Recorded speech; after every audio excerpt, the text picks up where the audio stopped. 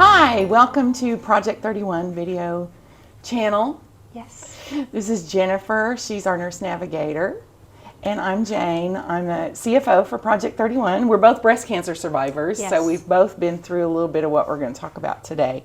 So today's episode is kind of about how to tell your kids that you have cancer or that someone that you love has cancer. Yes. And not necessarily even just breast cancer, just kind of any kind of cancer. And I think the first thing I would say for parents is to make sure that you and your spouse or you and your partner that's parenting with this child, even if you're divorced, I still think this is important, that you both have a united front when it comes to what the story is, right? Yes, definitely. Decide in advance how much you're going to share with that child, what's going to be shared with that child, and try to be on the same page about that, because I think if one parent's saying one thing and another parent's saying something else, it can be really kids are confused anyway. Right. And so it can be really confusing for the child. But I would think the second thing that I noticed was, and I'll sadly say this, I noticed this when it goes wrong, is goodness. people share stuff that's not age appropriate. Right. Right? Your 6-year-old doesn't need to know that you're having both your boobs cut off, maybe, right? Right. Like that might not be the conversation you want to start with, Right. right? Definitely. So age appropriate information. So, and I think too, I'm just gonna talk. I think sounds too, depending on whether you have boys or girls. Yeah. I think you really need to, know your child the best. So you need to read that child and figure out what are they able to handle at this time Exactly. as well. Yeah, because not every kid wants to hear every detail. No. No. And I think the age appropriate thing is the biggest. You know, if I could encourage you, you can always tell them more later. You can Right. never take back what you've already overshared, right? So I know you have stepdaughters, Yes. and so I know their mom also had breast cancer, so She they kind did. of got the double whammy. Yes, definitely. I know for our girls, it was just a little bit different because they had lost their mother a year and a half before I was diagnosed. And they were a little bit older. They were 12 and 16 when their mother passed away. So for us, it was finding that appropriate time. So not when everybody's rushed. You want to make sure everybody's had dinner or something to eat. Right. Because if they're Everybody's paying hangry. attention. And just, we had the open, honest discussion. Yeah. Because they were age appropriate to have that. And answer the questions that they had, I think, was the biggest thing. Of course. And I do think, having a conversation with teenagers is much different than having a conversation with an elementary school age child, by right? far, If you've got an definitely. 8-year-old, that's a whole different story. Like you, for me, my daughter, she actually was in her first semester of college. And so I knew that I couldn't keep that secret from her until she came home. Right. So I was like, I needed to tell her gently over the phone, but not, like I didn't want to have the whole talk over the phone. But she was going to have questions. I also didn't want to just say, you need to come home this weekend, something's, That would have 'cause then- panicked her. Yeah, I mean, because then their minds are going crazy. So I had to go ahead and tell her over the phone that I had been diagnosed with breast cancer. But so she came home that weekend, and that's when we did the whole, what's going to Discussion. happen. and Right. Spent all the time we needed to answering all the questions. But they're going to have questions. And they also, I remember one time, this is unrelated to cancer, but I remember one time Amanda had questions about having her period when she was young. Right. So we'd had the big talk and all the things, And so she would leave the room and she would think of something, and then she'd come back and she would be like, answer this one question, like just yes or no, like don't give me any more information. She was like 10 or 11, or no, she probably would have been 8 or 9. And she's like, just say yes or no, like just answer yes or no. And sometimes that's all they want. They just want yes or no, or they just want a really short little dialogue about it. Right. They don't want a 15-minute explanation sometimes. No, they don't want my nursing scientific explanation. I mean, just tell me what's going on, tell me what to expect, and we're good. Yeah. And then letting them know, hey, this space is always open. Come to me with questions. I have no problem. And we also included our girls in events. So when we went to breast cancer walks, Yeah. when we decided for myself we're going to have a ta-ta to the ta-tas party, and we had a big party at a bowling alley and just made it fun because it was over my husband and my birthday that I was having surgery. Right. So, we had the girls be a part of that. One of our oldest girls made a cake saying ta-ta to the ta-tas. So, just letting them be a part and feel a part of everything that's going on. Yeah, for sure, because they feel excluded anyway, I think, because you're gone to have a surgery or you're gone to have treatment or you're gone to whatever. And so, and I certainly would never advise taking them, obviously, Right. for any of those events, but they don't need to be in the chemo room. Nobody's going to want that.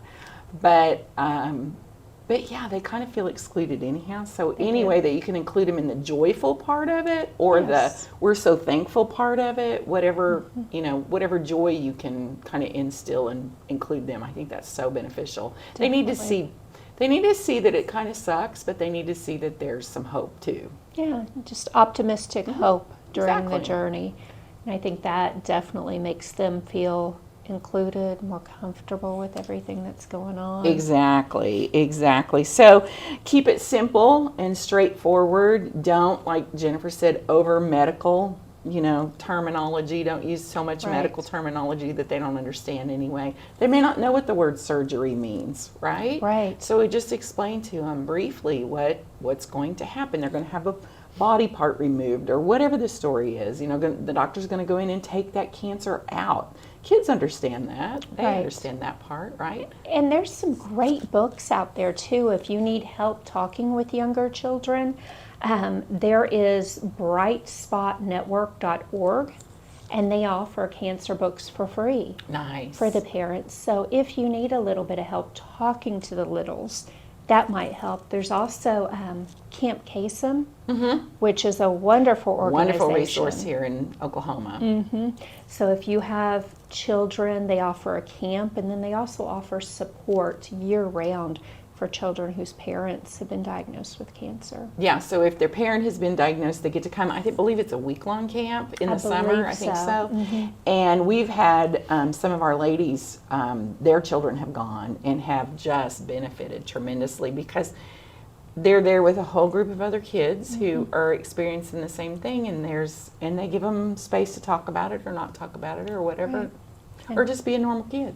Exactly. And I think kids need that just like we need support group through Yeah. ladies going through it, so do kids. Yeah, they feel out of sync with their peer group too. If they have a sick parent, Definitely. or if they're scared about losing a parent, or Right. whatever the story is. So, talk about who's going to help too, and what that help. That you might have caregivers coming in the house. That you might have extra people. Grandma might come stay with you for a while, or some things like Right. that. Right? Explain to them logistically how things might be changing for them. That's a great idea. Susie might be taking you to school now, that kind of thing. So they need to understand kids don't want to be thrown off guard either, Right. right? Thrown out of their schedule. They want their schedule. And they also don't want you to miss anything, but just set them up for you may not be able to be at every soccer game or every volleyball game or Right. every whatever, right? That sometimes daddy's going to cover, or sometimes grandma's going to be there, or sometimes whatever. Just reassure them, obviously, that they're going to be cared for and cheered on. But that Definitely. you might be a little too sick to come, or your treatment might make you a little ill for a few days. So talk about the helpers, and I think I'll say not every, but many people that I know that are in the medical community are in the medical community because they saw someone helping. Definitely. Right? So this is an opportunity for your child to witness people helping, and that you never know what inspiration that's going to give to them, right? They may want to turn into somebody medical. They may want to do, I don't know, They may want to be a firefighter because they see so much, They can you know, help. boys can turn that kind of stuff, that kind of energy into, I'm going to go do this and I'm going to go do that, you know. Right. So talking about the helpers, I think, is a big deal because you're going to have a lot of helpers along your journey. Well, and I think depending on the child's age as well, everybody wants to help, but sometimes as mothers, as caregivers, as protectors, we want to try to do it all. We want to carry the burden, you know, on our shoulders. And sometimes we have to relinquish that and give ourselves grace. So if we can give small jobs to our children if they're old Absolutely. enough, you know, so that they feel as though they're able to give back to mom, I think that's a huge thing. And sometimes us as women are like, no, I got this, I got do this. it, I'll yeah. do it. But if they could, if you have a 15-year-old that can help with laundry, that you can show them, okay, now we need to separate out the laundry, not go all together in one batch. Right? It's a great learning opportunity for them as well. It is, and I think showing them how to have empathy for someone who's struggling, Yeah. that's a great learning experience for them. And you don't always have those opportunities to, You don't. you know, hands-on teach about stuff like that. Right. So I think that's great. And talk about how it's going to affect their daily lives. Their daily lives are going to be impacted. Yes. They may not get to go. I know for us, we had to have the conversation about could she still stay in college at the college she was at. It was an expensive Wow. private college. And we had a financial plan that was going to make that possible. Well, that got derailed in a heartbeat. Definitely. I mean, so derailed. So part of our conversation over those next few weeks was, is this still affordable? If so, what does that look like? Right. And, you know, thank God she was able to stay there, but it was through looking for some scholarship opportunities and some other things that, you know, God just made a way where there didn't seem to be a way. And so, but you got to have those conversations. And You do. if that would not have been an option, she would have continued school. She just would have had to go Right. to a different school and maybe move home, Right. right? And not necessarily to take care of me, but just because cancer's expensive. Yeah. The cost of everything. I don't care how good your insurance is, cancer is expensive. It is. That's for And sure. so it derailed us for a couple of years. But I think also, you know, have those discussions with your children as you go through therapy through treatment, because they may need a counselor, they may need a counselor. depending on their age, depending on how much they're willing to discuss with you.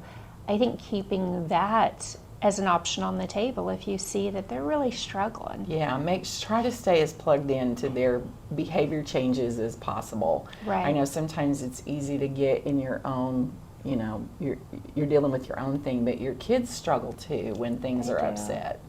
They do. And they may need help. That you may need to call out either to a professional or to a family member and just say, hey, my child needs some extra love, you know. Right. Can you kind of fill in the gap for a little while? And, you know, you'll know the right person to ask in their life. And it may be 2 or 3 right people, Right. It may be several that need to fill in for mommy. That's for an sure. army. It does take an army to replace mom, that's for sure. So, and it's not permanent. Hopefully it's, you know, it's just a temporary season in your life where you are, you know, struggling physically and emotionally, but your child is struggling emotionally for sure as well. Right. So, and be prepared for kind of any reaction. They may get mad, they may get sad, they may act like nothing's wrong.